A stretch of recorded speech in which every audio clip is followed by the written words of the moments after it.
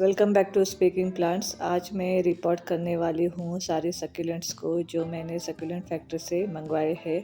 और इसकी जो अनबॉक्सिंग वीडियो है ऑलरेडी मैंने चैनल में पोस्ट किया हुआ है। अगर आप बेंगलोर में है और सक्यूलेंट बाय करना चाहते हैं तो सक्यूलेंट फैक्ट्री से आप ऑर्डर कर सकते हैं। आपको बहुत ही अच्छी और बहुत ही हेल्दी प्लांट रिसीव हो जाएंगे। तो आज मैं सारे सक्यूलेंट को रिपोर्ट कर रही हूँ और रिपोर्ट के लिए किस तरह से सॉइल मिक्सचर बनाना है इसकी भी वीडियो मैंने शेयर किया हुआ है। आप उस वीडियो को भी देख सकते हैं। तो यहाँ पे मैं कलेंचो लगा रही हूँ।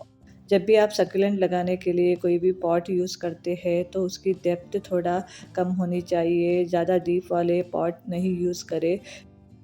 सकुलेंट की रूट जो है ऊपर ही ग्रो होते हैं, ज़्यादा डीप तक नहीं जाती है। तो कम डेप्थ वाले पॉट में ही इनको ग्रो करें ताकि वो वाटर से बचे रहे और इनकी ग्रोथ बहुत अच्छी तरह हो। सकुलेंट्स के साथ मैंने एक कैक्टस भी ऑर्डर किया है, इसे भी इस तरह से पॉट में लगा दूंगी। अगर आप इस टाइम पे कोई भी प्लांट ग्रो करना चाहते हैं तो सकुलेंट्स या फिर कैक्टस को लगा सकते हैं। विंटर में ये अच्छी तरह से ग्रो होते हैं। नवंबर से लेके जनवरी तक आप कोई भी सकुलेंट्स को लगाते हैं तो आपकी सकुलेंट अच्छी तरह से लग जाएगी और अच्छी तरह से ग्रो भी करेगी। तो यहाँ पे मैंने जेड की प्लांट ली थी जिसे अलग अलग पॉट में मैं लगा रही हूँ और जेड की प्लांट बहुत अच्छी तरह से रिसीव हुआ है। बहुत ही हेल्दी प्लांट है। जेड की कटिंग्स इस टाइम पे आप लगाएंगे तो अच्छी तरह से ग्रो करते हैं। समर में भी ये अच्छी तरह से ग्रो होते हैं। तो कुछ सीडम हैं जो मैंने बाय किए थे। सीडम को एक साथ में इस वाइट पॉट में लगा रही हूँ। और किसी भी प्लांट को आप अच्छी तरह से ग्रो करना चाहते हैं तो इस तरह से एक साथ लगा दीजिए।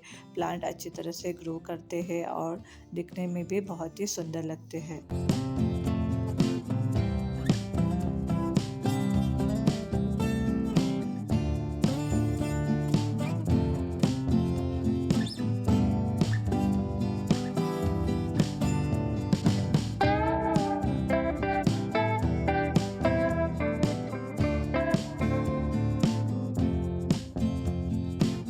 नेक्स्ट मैं लगा रही हूँ सीडम एडोल्फी। इसकी 2 या 3 वैरायटी होगी मेरे पास और इसे एक ही पॉट में लगा रही हूँ। इस तरह के क्ले पॉट मैंने लिया है, इसमें सभी सीडम को लगा दूँगी एक साथ। और एक साथ लगाने से बहुत ही सुंदर लगता है। मैंने पहले भी इस तरह से लगाया है और बहुत ही सुंदर लग रहा है, अच्छी तरह से ग्रो भी हो रहा है। तो सारे सीडम एडोल्फी को मैं एक ही साथ एक ही पॉट में लगा रही हूँ।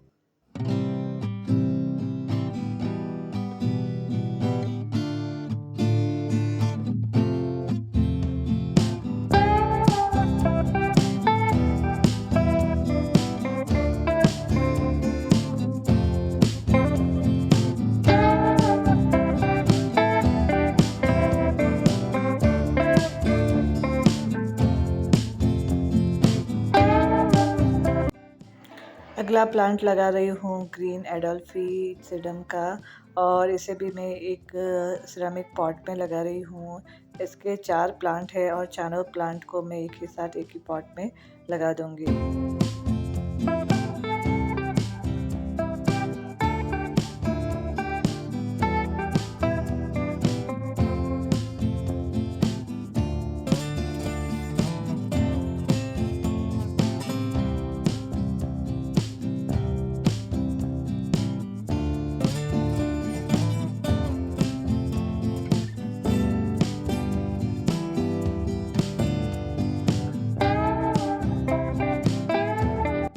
अगला प्लांट लगा रही हूँ क्रेसुला ओवाटा। क्रेसुला ओवाटा की 2 प्लांट मुझे रिसीव हुआ था और दोनों ही प्लांट में एक ही पॉट में लगा रही हूँ। अगर आप कोई भी सकुलेंट इस समय ग्रो करना चाहते हैं तो क्रेसुला लगा सकते हैं। बहुत इजी टू केयर है और आसानी से ग्रो होता है। नेक्स्ट लगा रही हूँ टेंगल हार्ट। टेंगल हार्ट की कुछ कटिंग्स रिसीव हुए हैं जिनको एक ही पॉट में मैं लगा रही हूँ। और इस समय आप टेंगल हार्ट की कटिंग्स लगाएंगे तो आपकी कटिंग्स अच्छी तरह से लग जाएगी। और मैंने भी लगाया है, बहुत अच्छी तरह से इसकी कटिंग चल रही है और ये दूसरी बार मैं इसकी कटिंग्स को लगा रही हूँ।